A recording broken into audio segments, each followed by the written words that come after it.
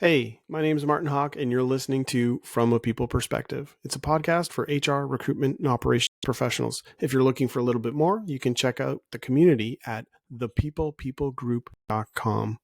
If you're a business owner, or if you're an HR person or a recruiter and you need a little bit of extra support, we've also got a fractional consultancy called Purple Umbrella. You can check us out at purpleumbrella.co.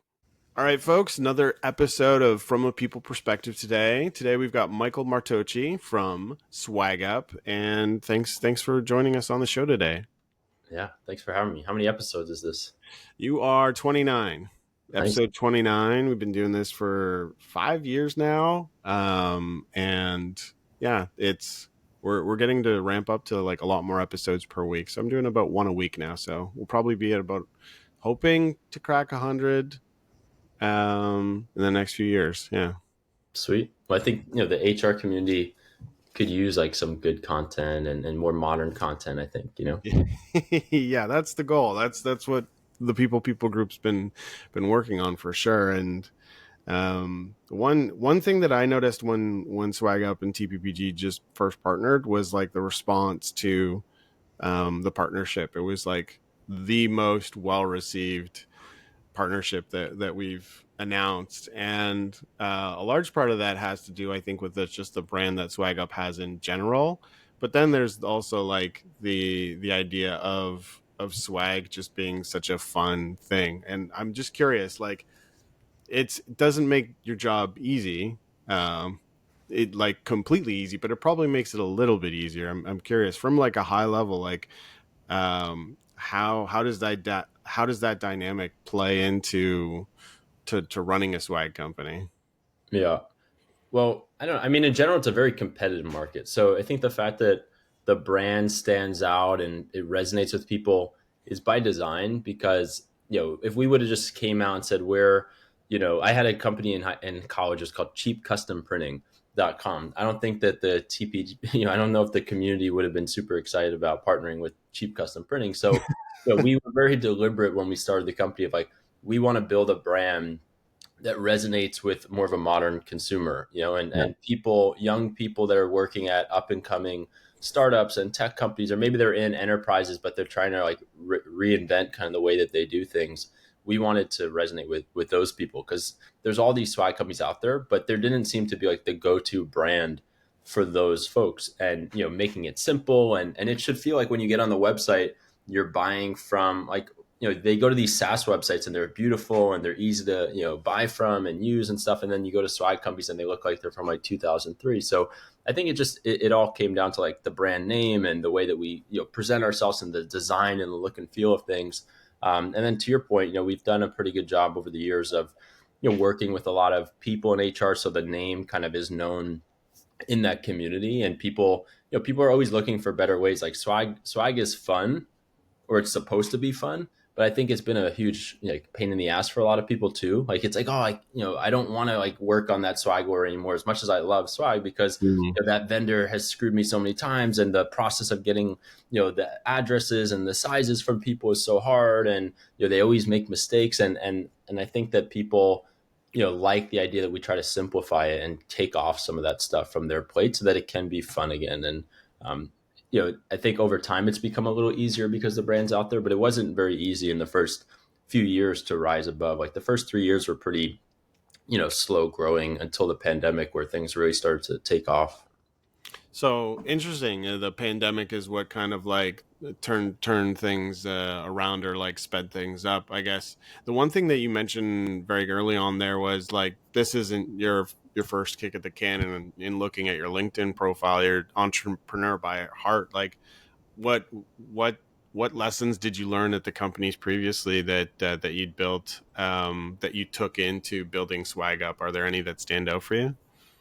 Yeah. I mean, I've been an entrepreneurial person my whole life, like 4 years old, 5 years old, selling things to my neighbors outside, doing kind of snow plowing type of businesses, getting other kids in the neighborhood to help. So I've always had this commercially minded type of, way of thinking. And my dad's an entrepreneur. My mom was in finance. So I kind of just like been around business and stuff for a long time.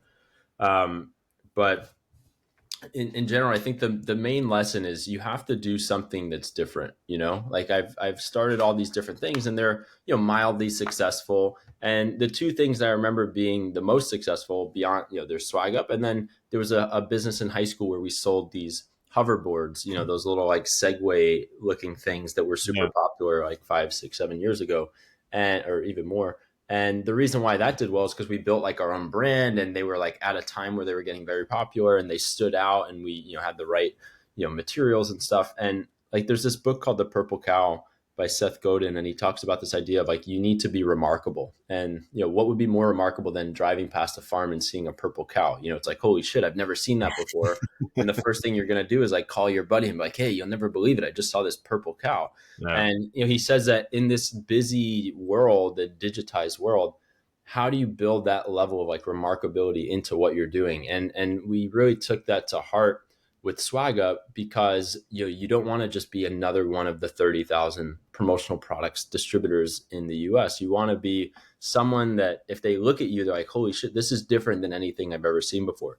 And it started that way with SwagUp, with just focusing on HR teams at tech companies. And that, to a degree, it stood out because, as you know, like HR teams don't always get the most love and attention, from the outside world. And I think that Yeah. we showing that we kind of understood them and we built something for them, I think really like stood out to that community.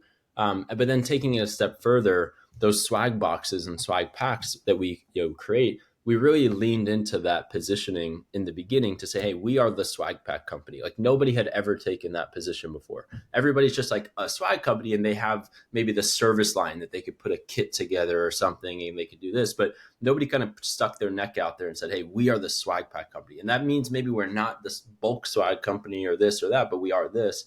And that was another piece that really helped us kind of catapult, because people are like, oh, like I can now. People not only know that we can do that, they start thinking of ways to use swag packs that they haven't done before, because now we've made that process so simple. So I think in general, it's like you have to kind of figure out what's your unique angle into a market, make that positioning really simple, and make sure it's very different than something else, so that when people see it, they're excited about it and they want to tell other people. Because we didn't spend $1 of marketing for the first like 3, 4 years. And I say that it was slow growing. We were still doing 6 million a year going into the pandemic. Like we still got relatively big before that, and we had not spent nearly anything on marketing. And it was just because we built something that in and of itself, spurred kind of word of mouth. And I think that that's what you need to look for. It's like, how do you build something that's so different that people want to talk about it, because that creates these flywheels that help grow the business efficiently.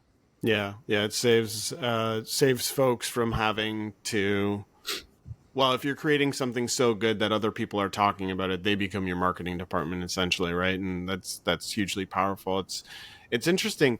A lot of company, like every company, I think, from my perspective, especially when you talk about the HR and the people culture side of things, they're looking to do the same thing that essentially you've done for SwagUp to a certain extent. Is like, how do you help other companies make their companies remarkable in comparison to just the experience from an employee experience perspective. And oftentimes that feels like a bit of a mystery, but if you crack the nut for SwagUp, it it looks and feels like you're helping companies make that easier for themselves just with swag alone or the employee experience. Can you? I'd be curious to kind of like take a peek behind the curtain in like how you figured out how to help companies do that for themselves as well. Yeah. Well, like I said, I think that swag is fun and swag's super impactful. One of the tenets that I have that I talk like to new hires about is like, why does swag matter? It's like you could be like, oh, it's this t-shirts and these pens. Like, who gives a crap? Like, think about these kids that go to universities and they join the football team or something. Like, how excited they are to get the uniform and the hoodies and the duffel bags and the water bottles. Like, all you do around a college campus is see kids wearing their college sweatshirt, and it's because they're part of something bigger than themselves, and they're proud to be a part of it, and they want to show other people. And they go home for winter break or something, and they're still wearing it because they want the people at their hometown to see like this is where they're from, and they're excited about it. And when you see other people like at a bar that are wearing a Harvard hoodie and you're wearing a Harvard hoodie, like you're instantly connected with those people. And I think that dynamic is something that companies want to foster. Like, how do I build this sense of connection and community amongst the people here, that they feel like they're part of something that's much bigger than themselves and they're proud of it. And I think that, employees have a lot more leverage now. They could join so many different types of companies. Like, it's more companies are looking for great talent. It's not like great talent has to find a company that is willing to take them on. Obviously that's changed a little bit over the last couple of years, but Yeah. in general, if you're a talented person, like, you have so many options of like where to go. So when you go join a company, you're picking a company, I think, beyond just money and the position. Like, you're picking because you actually care about like what they're doing and the people there and the culture and the mission and values. So Swag is just that much more impactful than in that type of scenario, because people actually care about where they work. If you were Yeah. like, oh, I just work at IBM because they're the only place that gave me a job, you're probably not going to care that much about the hoodie or the jacket that they're going to give you. But if you joined, Stripe because you love the mission of like increasing the GDP of the internet, then you're probably going to be really proud to wear the Stripe backpack, and when you're in the airport. And then other people that also like Stripe might see you in the airport and, oh, like, you work at Stripe, I love Stripe. And I think that that's the power of Swag. And companies realize that, but I think some modern companies realize that. But it's been really challenging to like use Swag logistically. Like, how do you, especially in a remote world, how do you get this stuff into everybody's hands Yeah. efficiently and effectively? And I think that, the companies that understand that Swag is valuable and building this sense of camaraderie and culture is valuable, they want to use Swag, and then they seek out solutions like us that say, hey, we can actually help you scale this up and do it well. And that's how, and then from there, once we've gotten in the door with them, we just try to learn like, okay, well, where else in the employee experience can we help kind of make this process simpler so that you can use it? And like, I think one of the interesting examples that I saw was like from Calendly. They were working on with us with putting swag boxes into the recruiting funnel. Yeah. They were getting people like, after their second interview or something, sending them this box. Hey, we really enjoyed that interview with you, because they realize that the power dynamic is in the employees' hands and they want to like really attract them. But what happened was people were posting that on LinkedIn, like, hey, I've never seen that before in the recruiting funnel. Like, I'm super excited to accept this offer from Calendly. And then other people would start to apply to Calendly and want to work there as well. And we saw this too. One of our bigger customers, Northrop Grumman, they're doing baby packs to every single new mother and father, and people are posting those on LinkedIn, and it's creating all this buzz. So we just try to say, hey, HR people have had these ideas for a long time. Like, how can we, engage the team? How can we use Swag for these things? And then I think that now that they have a partner like us, we help eliminate the friction actually making that doable.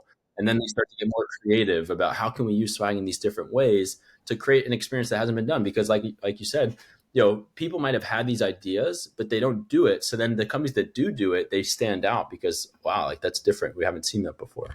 Yeah, it's not a crazy, like, first off, the lift that is required previously was pretty big, right? Like, there wasn't this system in place where you buy the bulk swag, and then an HR person is spending 2 or 3 days just like shipping and packing stuff. That's been taken care of, right? And that felt new when I went through the experience as well, because I'd gone through the other experience previously. So that's great. But injecting it into different areas of the, I guess, just from a curiosity perspective, like, how much of the business is, like, would you call it like traditional HR swag where it's like new employee stuff, and how much is like, there's also the idea of just like rewarding customers as well, right? Like, Yeah. or thanking customers. The holidays, obviously, you want to send out stuff and like, hey, just thank the customers for being a part of your journey. Did you start off in the HR? Like, was that your first sort of like ideal customer profile, or did you go with other angles as well? Yeah. I mean, what's interesting, we were just looking at this data, and we're kind of 50-50 split between Oh, internal and really? internal and external use cases. But we were very deliberate in the early days to say HR and internal use cases are the primary focus for us, because, like I said, most swag companies focus on sales and marketing use cases like conferences and customer stuff, because that's where like a lot of the budget is historically. Marketing teams make all these decisions, they've got a lot of the budget. And I just felt that HR and internal was such a much more interesting use case that was undersold to, because if Mm. you go back to 2017, like I said, you were getting into a world where companies were constrained by talent. They needed more great people, they needed more great engineers, all this stuff. And you could see that the balance of power was shifting towards the employee. and companies need to like amp up their game to make people want to join their company and make people want to stay at their company. Employee retention has been a big issue. People come in for 18 months and then they go to the next company, and that's so disruptive. So I just felt that companies were going to care a lot more about the HR function and the people experience function at the time when we started, and that the budgets there were going to grow a lot faster than the other budgets. And it was a more untapped market by other swag companies. It's like, hey, you guys are all focusing over there and that's great, but it's very competitive. We're going to be the one that focuses on the HR teams and has like very little competition and provide solutions for them. And we almost took this a step further, and maybe we should have, and just orientated around HR, like the whole brand, the whole positioning, the platform, the wording, the integrations, only HR orientated. And maybe that would have helped us grow faster. But at the same time, when you start working and you do good work for like HR teams, then naturally you start to spread within these companies because they're like, hey, I'm going to introduce you to the marketing team and the sales team because, we love working with you. So it's kind of hard to just say that you're HR when this is just naturally happening. But HR was definitely a deliberate decision. And we didn't really talk about it, but we also have 50 integrations with all the different HR platforms to help, kind of streamline even more so some of those different things that people want to do, like birthdays and work anniversaries and new hires, so that they can just plug it into the system and it's just happening in the background as well. So it's not only that you don't have to go pack it and go ship it, it's like you don't even have to think about it anymore. It just gets done, basically. Yeah. Interesting.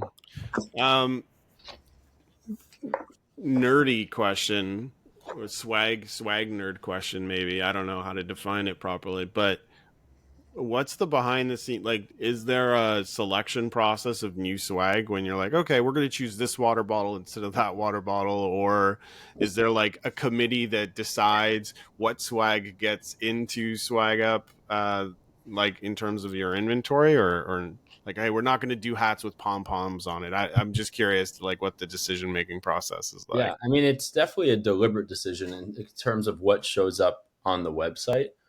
Maybe the things that are like in our backend system, it's a little bit more loose, where different people have the ability to just like, oh, like Martin really wants this hat, so like we'll probably add that into our system and let you order it.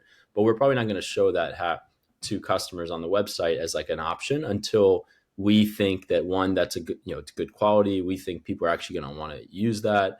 That we've maybe done demos and like samples ourselves of it and see what it looks like and how it holds up. So that's more of a marketing function within the marketing team. There's not like a whole merchandising team, but the team that runs our marketing is the one that's kind of on the hunt for new products, what's coming out. We also like, I think one of the things that we did well early on was we looked outside of the industry for items. A lot of the companies in the industry go to like these specific vendors throughout the states that are just like promotional products vendors. Yeah. They all have like the same notebooks and the same water bottles and the same hats and stuff. And what we did is we looked at like retail brands a lot. We would go directly to like an up and coming backpack company like SoulGuard and say like, hey guys, like we really like these backpacks. We think they would work well for the corporate market. So we started to bring in a lot of non-traditional brands. And I think that's what people want, especially when you're talking about gifting and employees and stuff. They want the items that they were going to buy themselves anyway. It just happens to be branded, or maybe the branding's subtle, but that's what people really like. And I think that there's been a big shift in this industry over the last few years. And I feel like we helped shepherd it a little bit, where people have moved to retail brands. So if you look at like some of the vendors that we buy from back in 2017, I would say that of their selection, maybe 5% were retail brands. Now it's probably 40% is retail brands. So you could just see there's a flight to like quality in the swag world. People are less inclined to buy a bunch of shit, and they're more inclined to buy less things but better things. Yeah. That's more meaningful. And I think that we helped kind of move the industry in that direction a bit. You took the adage of quality over quantity, it sounds like. Yeah, for sure. I mean, we don't do a lot of the, oh, we want 10,000 units of this because we're going to go give it out to a bunch of people. Like that's never been our business, even though that's like some of the biggest volume in the industry is like those types of orders.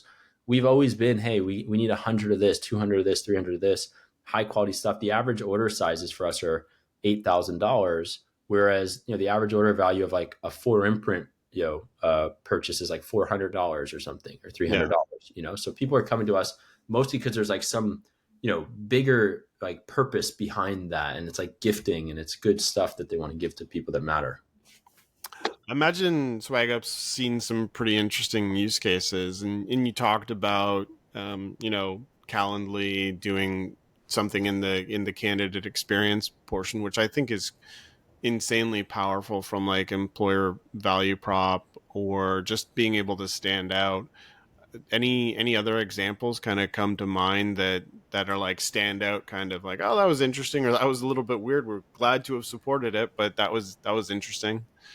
Yeah. I mean, it's hard to remember all of them. I think offboarding packages is an interesting one. Like people that are leaving the company, whether they got laid off or they just are leaving. And, there's some companies that are so deliberate in the sense that they say, hey, like whether you're here now or you're always part of this family, even if you're not going to be here going forward, like we want to make sure that you feel that and we're going to send this thing to you and we appreciate the time that you spent here. I think that that's a pretty thoughtful way to like help soften that blow and like make people feel like, hey, this isn't the end. It's not like we're never going to talk to you ever again. Like you're always going to be part of this community. I think there's companies do some interesting things from like a marketing standpoint. Like we just did something recently with like challenge coins for veterans for a company that's like very kind of patriotic in a sense, and they do these outbound campaigns, and they wanted to send like veterans like a challenge coin that's like similar to like a military coin that you would get when you're in one of the branches of the U.S. military. Um, but I don't know. Then you get crazy stuff where people want to like brand bicycles and like snowboards and these types of things. And I don't know what the use cases are always. But the ones that I shared before, like in the Canada experience, stuff for new parents, a lot of like pet packages. Like a lot of companies like to send stuff to pet owners because there's such a deep connection between people and their pets, and if anything, people rather give things to the people that they care about than for themselves. So if you can give swag to somebody that they can give to their kids or they can give to their pets, like that almost creates an even stronger bond between you and the company. So I don't know, there's so many every day, new things pop up. There's not I mean, it's probably one of the more like, it's the nice, in terms of like HR person or like a people and culture person, it's the one moment where you get to like really be creative and thoughtful about the candidate experience or the employee experience. It's interesting on the packs that you would send out, in terms of offboarding. Was there anything that stood out from those ones that you're like, oh, this was done really thoughtfully and well? Because it, for me, as I think about it, I'm like, what would I even send someone in the offboarding to make it, especially if it's like a layoff, like those, that's always charged, pretty emotionally and whatnot. Like, how do you make that land well, I guess? Or did anything come out from that? I mean, I think it's you got to be kind of subtle about it. You don't want to send them this like wild package with all these different things, and it's like, why are you spending all this money when like this is happening Yeah. potentially? But I think if you do like one quality subtle item with like a letter from the CEO that says something that's like meaningful, and it's just kind of, hey, just a token of our appreciation type of thing, and don't make it so like over the top. I think that's kind of the key because to your point, it's a potentially sensitive area, but also it doesn't always have to be about layoffs. I mean, there's people that leave companies all the time because they want to start their own company or whatever. They just think it's time, they're moving and they can't work at that company anymore. And then you have this boomerang effect where people come back. Like this happens so much at like companies like Stripe and Fair and Shopify and stuff where people leave, they go try their own thing or something, then they come back 2-3 years later because like they really love the culture. So I think there's value in just keeping people connected to the company that they were from, especially if they were great employees that you would love to have back. So I think that concept is probably massively underutilized, especially if it's not just for layoffs, but it's just in general, like to say, Yeah. hey, there's always a place for you here. We'd love to have you back, type of thing. Like let's stay in touch. The alumni group encouragement, essentially. Yeah, it could be a jacket that says Shopify alumni. Now you're Yeah. part of this like unique crew. And you're always going to be part of the team. Yeah. Yeah. Um, as I mean, how big is Swag Up now, or most recently, in terms of like headcount? Yeah. Well, first off, I used to think that headcount was such an important, like I used to love to talk about how big the company was, and and it's always kind of like a question that people ask you, especially people. that don't know much about business. They just love to say, oh, like you run this company, like how big is it? How many people do you have? And at one point we had 200, I think the peak was 230 or 40 people or so. Yeah. And that was in the span of 0 to like 4 years, 0 to 4.5 years or so. So there was a time where we went from like 100 to 240 in like 18 months or something. Yeah. And we made so many mistakes when it comes to hiring. And I'm not saying that it's like we hired bad people or it's their fault. I'm saying it's our fault that I tried to make hiring like very easy. It's like, let's Mhm. put TA people on the team full time. Like, let's lower the friction. We need more people in here, type of thing. And like the minute you lower the bar and the threshold and make hiring easy, everything starts to unravel. And we got to like way too many people way too fast. And, the business was spending way too much money as a result. We weren't getting that much different results. People didn't really, there was not good communication because so many things had changed. There were so many new teams and there wasn't great processes in place. And we didn't have that type of, autonomous person that can just figure it out in every single role. Cause like you just can't when you get to that scale. Now we've got about 120 people or so. So like half of what that was. And the business, we've got, I would say, really strong people. A lot of the people have been here for a long time. So they're the people that have kind of that tenure and experience. And, I just think that you have to fight the urge to make the team bigger, all Yeah. the time, because it's just so much easier to run a company with less people. Yeah. Not only is it, less expensive, and if you have more room for error, that's good. You don't want to be like where you're spending every last dollar that you have on people. You have to make investments in people, but like every new person you add to a team just increases the complexity and the amount of coordination that's needed. And I would just say like, hey, if I was starting over, how do I keep the team as small as possible while still scaling the business? Yeah, yeah, and the reason I asked that more just given the audience is curious to kind of get your lens of some of the challenges you faced as you were scaling and growing and whatnot, and what your relation, like almost from the perspective of like co-founder slash CEO, and the relationship you have with your HR team and some of the lessons and like key things that you've learned on this journey, because a lot of the listeners are going through that as HR people, and just maybe what you look for in strong partners and that sort of thing. Well, I think one of the most important things is like the continuity of your team. Like, how do you keep the team intact for as long as possible? Those people that have been there for a while, that know the history, they know the context, they know the business and its quirks. Like, every time you lose those people, it's really hard to recover, Yeah. because with them, you lose a lot of like kind of almost mentorship for the new people that come in, and just like the people that are the glue that kind of understand the ambiguities and how to like make things work in a company. So I think like you just need to spend a lot of effort trying to make sure that those people are happy, are engaged, are doing well, are set up for success. And I think I think Swag can play a role in that, but I think in general, like, being listening to those folks, how is your HR team putting in place some processes to kind of get that feedback and engagement from them? The minute you start seeing people not engaging, like they're not showing up to the all hands, they're not putting a Slack emoji response to things, they're not answering your questions, they're not like they're not in the sales wins channel kind of celebrating people, like that's when you have some issues. And I think you got to really make sure that your top people are engaged. And do you have an HR team that knows how to do that and knows how to, or at least like spot when those things feel off and kind of surface them up to folks. But and then the hiring part is so important. If you can find, I don't think that it's HR's responsibility to hire people. I think Mhm. it's you as managers within your teams, it's your responsibility. And the HR team's there to help facilitate and help you run processes and stay organized.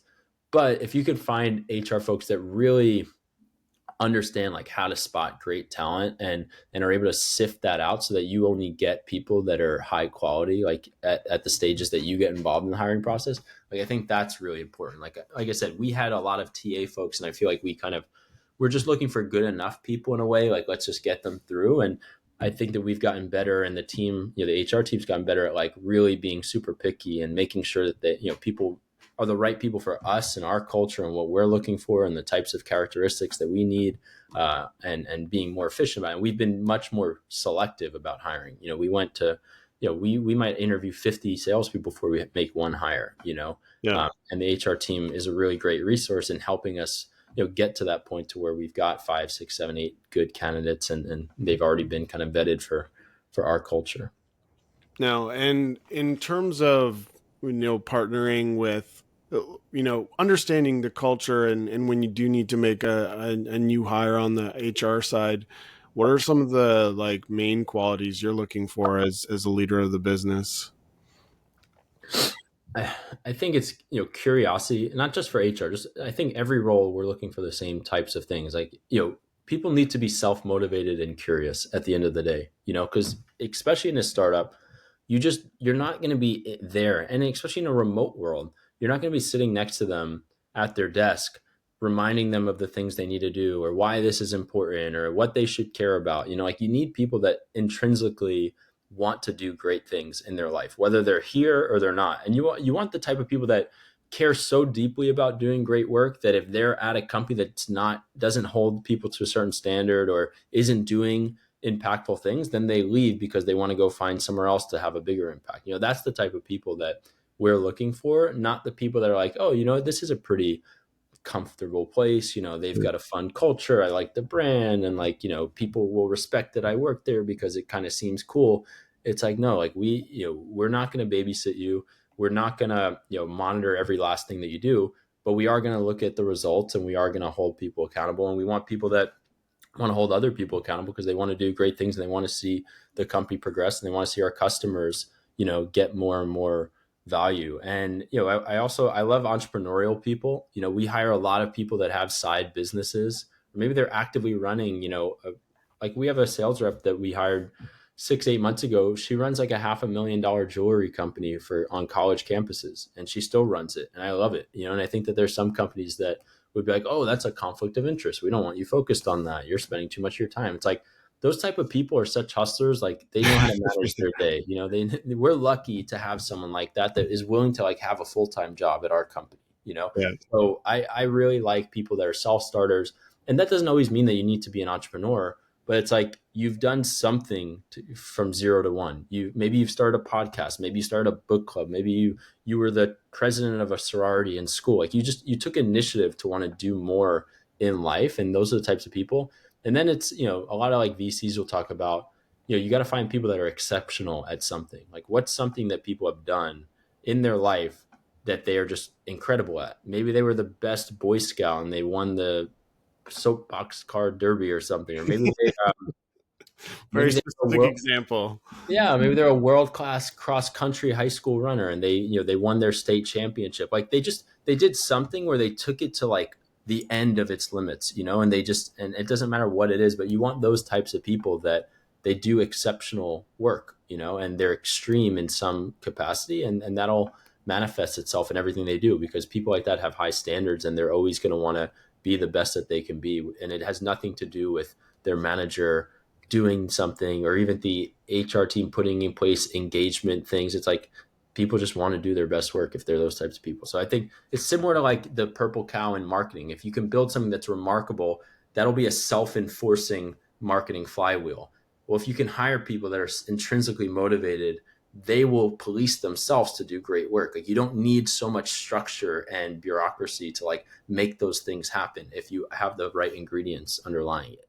And you Yeah. have to foster those people and make sure that they're happy and in an environment to succeed. And you don't want like political pressure that's getting in the way of them doing their best work. So that's where I think sometimes the company and HR is about getting things out of people's way as much as it is trying to like help people do great work, No, no. I remember I was working two jobs, like this is like 20 years ago, but I was working two jobs. We just bought a house and I worked in this call center. So I would go to my normal 9 to 5 job, and then at night I'd like come home for like a few hours, and then I would go to this call center, and the person sitting beside me in the call center would fake all of their calls. and like I care about what I do, whether it's like, you know, whatever, but they were faking their calls and I could not concentrate because my mind was blown that they were just like pretending. They would just click the next on the button and they Because would, like the numbers would hit, they'd hit their numbers. Yeah, I got on 37 calls and that's it. yeah, yeah, they were crushing it from their numbers perspective, but they weren't doing it in a way that would like fly off the radar. But I would sit beside them and I would just like, you're not even talking to a person. Like your sentences don't even make sense.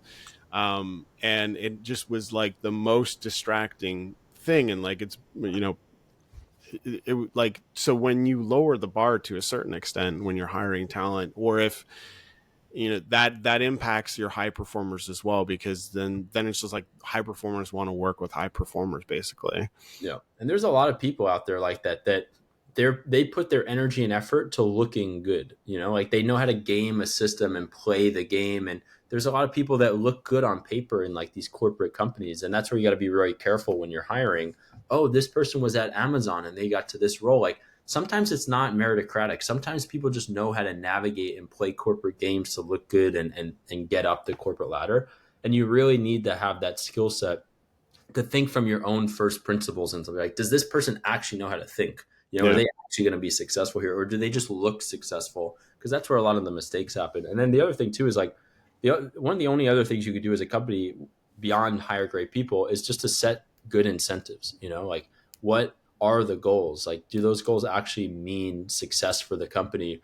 And people will self regulate themselves to go get to that thing if the incentives are set correctly. So it's like get great people, get things out of their way, and set proper incentives to where they know where they need to go all the time. And if you could do that, it makes the company a lot easier to run. You don't need as many people. You don't need as much management layers. You don't have to be policing people. And then just like, give them all the tools they need to succeed. Given that you've been so entrepreneurial in your career, if it wasn't Swag, what kind of business would you be running if you could kind of start over or pick a different path? Yeah, I feel like sometimes businesses just kind of happen, and they happen to you and you stumble into them, and usually that's like the right way because it's a natural pull versus you trying to like push your vision into the world. There's only so many times in your life or so many people in the world that just have such a strong vision of how things should be and they just go in and say like I'm going to mold the world around my vision. A lot of times it's more reactive. It's like you observe something and then you kind of start something and it leads to the next step and then you just like over the years, it's like, oh, I guess I have a big business now. So I've never really, I think I have passions. Like I really like real estate in some way. And I don't know like what that would look like in terms of a business. I think that, just like flipping real estate and stuff maybe isn't the best thing, or just renting out single family homes is probably not the most interesting thing. But I think even like home services is interesting. Like obviously there's so many of these like business school grads that are getting into like I own a lawn care company now and I'm going to roll up a bunch of lawn care companies. And I mean there's obviously something there. There's so many of these types of businesses out there, that are run by people in their 50s, 60s, 70s. They don't really want to run them anymore. They're not really like investing in the growth anymore, but like the economy is made up of so much of that. Like so much of the GDP is just like small businesses around the country, and like they do need kind of consolidation and modernization and scaling.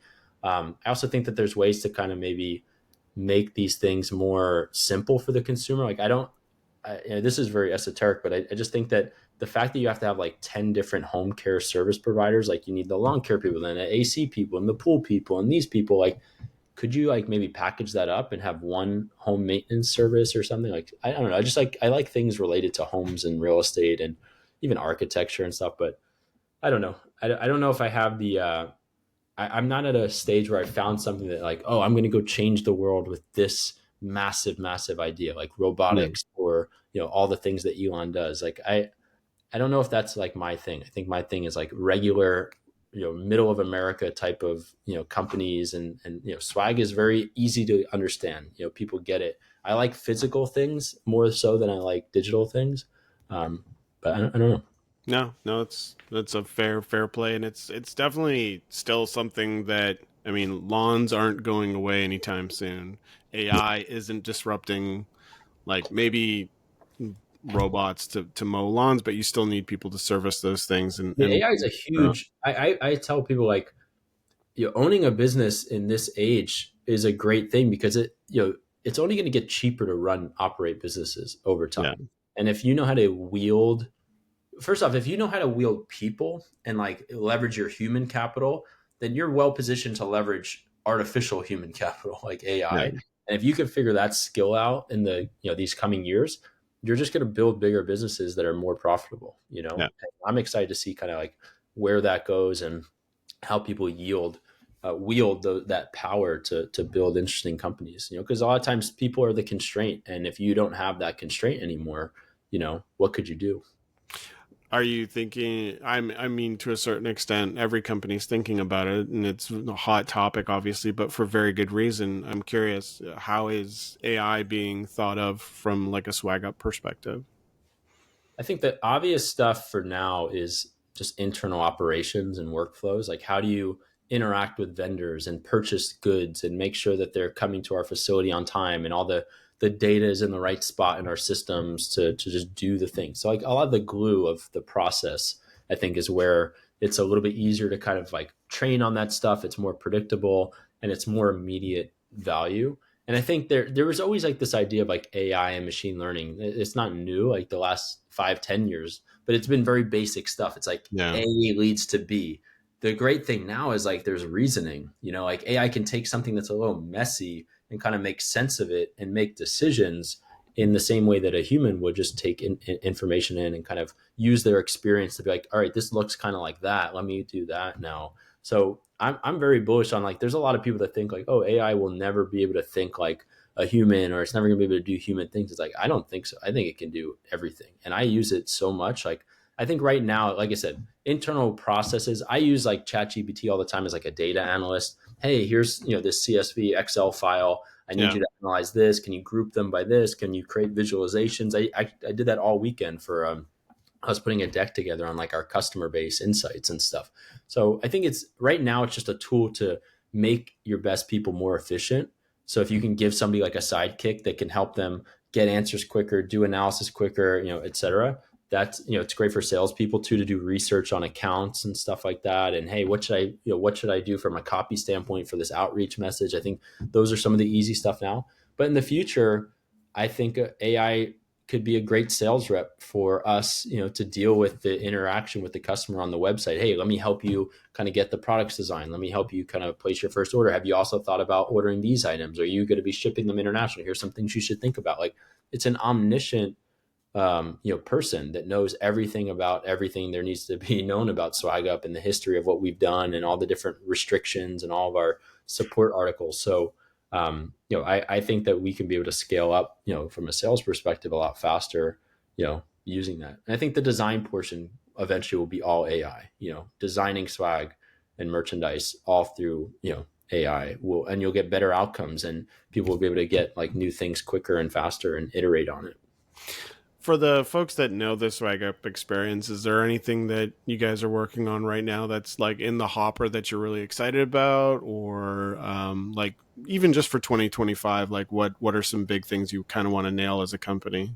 I think the main thing is we want to create a more robust shopping experience, So right now the website's a little bit more of like almost like a SaaS company. You go in and you kind of like understand our services, but then you kind of go into the platform. We want to make it more e-commerce driven where you go in and you have like this really robust shopping experience with different themes and categories and a lot better searching and refinement and show more items, but let people find the things that they want to find. More like recommendations, more smart search. I think that there's opportunities for AI within the shopping experience. Like, hey, I'm looking for items that make a lot of sense for an employee offsite, that's going to be happening in Aruba. Like, can you put together some ideas or put together some package options, and so I think it's like, again, the whole idea for us is eliminate the friction in this process of creating and distributing branded merchandise. So it's just like, where is the friction? And I think we've done a pretty good job eliminating the friction on the distribution side, Yeah. managing your inventory, shipping it out, integrating into a system so that you don't actually have to do anything. But there's still a lot of friction in the purchasing process. What am I going to buy? How am I going to design it? How much do I need? All that kind of stuff. And we want to make that easier, but we also want to inspire people to use swag more often for more different types of use cases and help them make those decisions more easily. So I think a lot of next year will just be, how do we continue to make a world-class shopping experience and like make it easier to discover things and create great stuff. Awesome. No, no. Any in terms of, I guess, what you're seeing in the even just from HR folks and your customers, are they, apart from the friction that you're talking about removing, is there anything that's standing out in terms of like trends that SwagUp sees as a company in terms of that other companies should really pick up on, or in terms of how the employee experience is being managed, or does that kind of like fall into some of the stuff we've already talked about? Yeah, no, I think we covered a lot of it. I mean, one is just, are you doing this kind of stuff? I think you should be. You should be deliberate about the experience that you're crafting, and make it a place where people want to stay, and make it a people where people are excited to be able to join, and they're excited that, hey, in 2 weeks I'm starting at Calendly. Like all that kind of stuff's important. I think in general the market is still weird though. Yeah, Like it's the last 2.5 years have just been very different than they were during the pandemic. There's a lot less like venture capital funding. There's a lot more scrutiny from like boards and investors about profitability and not making stupid decisions and not spending money. So I think it's harder for teams to rationalize different things and different spend, and they're not hiring as much. And I think that we've seen some of that impact flow through to like swag orders and stuff. And at the same time, when things are kind of choppy and the culture's a little like on edge, these things become even more important. I think you want to make sure that you can continue to justify the investments in your people and the experience, irrespective of what's going on in the outer environment. Because at the end of the day, like even something simple like, hey, for the holidays, we're going to send a $50 sweatshirt to our 100 employees. It's $5,000 in the grand scheme of things.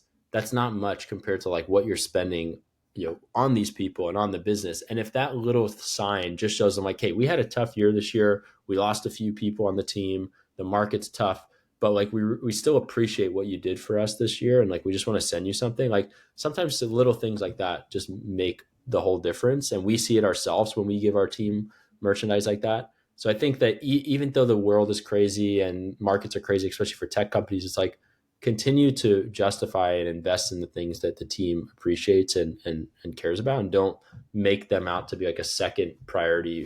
First things first is like just profitability. That's all we care about, the board and this and that. And we're not going to care about these other things until we get to a point. It's like it's all kind of reinforcing. yeah. So I think just find ways to be deliberate, find ways to stand out, do the things that other companies aren't doing, and continue to justify investments in your team. Purple Cow, I like that. I have a consulting company called Purple Umbrella, mostly because of the emoji was available, and then from recruitment perspective, it's hilarious too because purple squirrel is sort of like the definitive, like what people used to call a unicorn, basically. Like that unicorn talent is like find the purple squirrel, the person, or you would say you can't find the purple squirrel, but standing out. So that was a really key point that kind of stood out to me. I I love appreciate. that book. We give it to all of our new hires to read. It's Oh, very really? central to like the culture. Yeah. Does no, appreciate the time today, and appreciate the insights and everything like that, and appreciate SwagUp being a partner of TPPG. Like we've got 5,000 members across North America and the world, and it's companies like yours that see the value of community, and helping us like build it out is really important. So thank you. Yeah, no, we love being a partner. Excited to do more stuff together. Awesome. No, thanks, Michael. Yep, thanks for having me.